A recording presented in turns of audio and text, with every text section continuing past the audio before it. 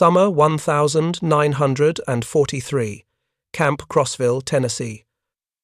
A German soldier, fresh from the harsh deserts of North Africa, stared in awe at a bottle of Coca-Cola.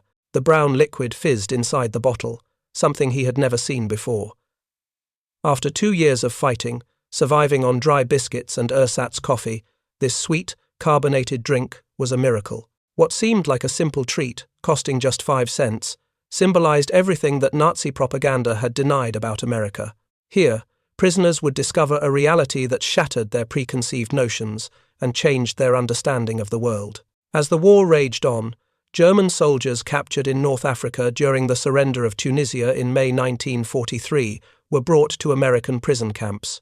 These men, who had been led to believe that America was weak and decadent, soon found themselves face to face with an entirely different reality. In the prison camps, they were introduced to something that would change their worldview: abundance. The American way of life, a nation where ice cream was a regular dessert, where soft drinks were as common as water, and candy bars were given out like nothing more than a small gift. These simple pleasures, foods most Germans had never tasted, would have a more powerful impact than any wartime propaganda could. Coca-Cola, ice cream, and candy bars became symbols of the vast difference between the deprivations of Nazi Germany and the limitless resources of the United States. The Desert's End in 1943 brought approximately 250,000 German and Italian soldiers into Allied captivity. These soldiers had expected to face starvation, as Nazi propaganda had prepared them for the brutal treatment they believed awaited them. Instead, they encountered American field rations, crackers, processed cheese, candy, fruit bars, and coffee. In just a few hours, the men were receiving more food than they'd seen in months. Some prisoners even enjoyed pancakes, syrup, eggs, and milk, foods that had long disappeared from their own military rations. But it didn't stop there. The Liberty ships, which transported prisoners across the Atlantic, provided an education in American abundance. The ships, mass-produced at an unprecedented rate, carried up to 30,000 prisoners per month, and their rations were comparable to what American servicemen received. Daily meals included fresh bread, meat, vegetables, and even ice cream. German prisoners, many of whom had not seen ice cream since before the war, were amazed when it was served to them during the voyage. Upon arrival in American ports like Norfolk and Newport News, the prisoners saw an America that Nazi propaganda had labeled impossible. Military procurement records from 1943 showed shelves stocked with candy bars from major manufacturers like Hershey, Mars, and Nestlé available to anyone for just 5 cents, the same price as in the American stores. The prisoners witnessed how ordinary citizens lived, how even small towns had regular deliveries of soft drinks and sweets. As they traveled inland by train, the prisoners were further exposed to America's abundance. Unlike the cramped cattle cars they had traveled in across Europe, the German prisoners were placed in passenger coaches with full meals served on dining cars. They learned that this wasn't some special treatment but the standard of American service. The conditions in the prison camps were equally surprising. Many camps exceeded the requirements set out by the Geneva Convention, offering prisoners hot showers, flush toilets, and heated barracks.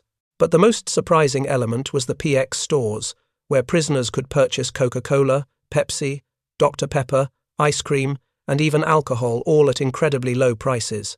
Prisoners, earning up to $1 per day, could buy 16 Coca-Colas with a single day's wages.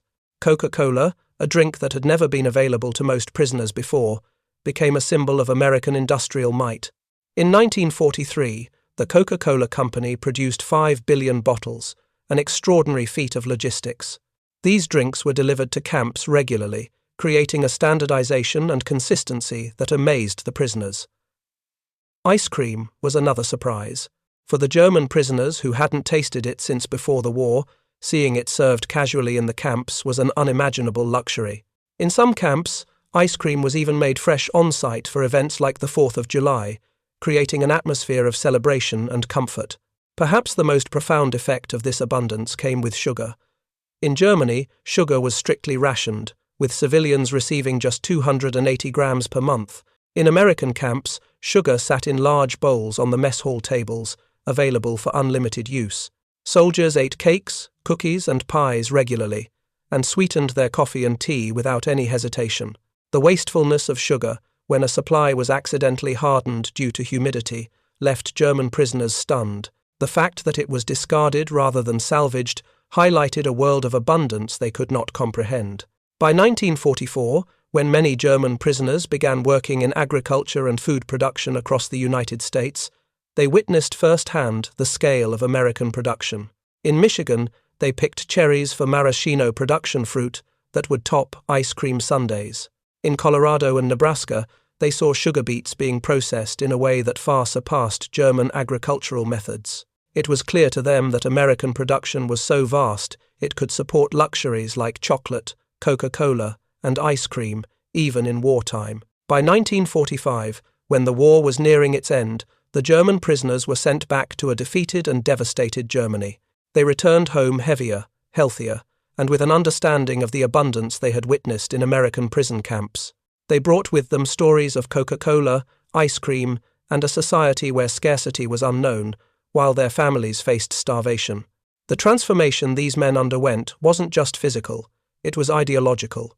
They had learned that American strength wasn't rooted in military might, but in the power of production, abundance, and generosity. The simple act of sharing ice cream and Coca-Cola with enemies in American prison camps had done more to break the Nazi ideology than any military victory ever could. The impact of this abundance shaped the post-war reconstruction of Germany, particularly the economic miracle of the 1,950 seconds.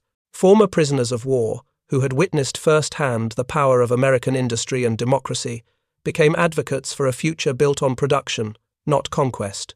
And as these men spread the story of their experiences, the legend of American prosperity and the victory of democracy was cemented in the hearts and minds of a new generation.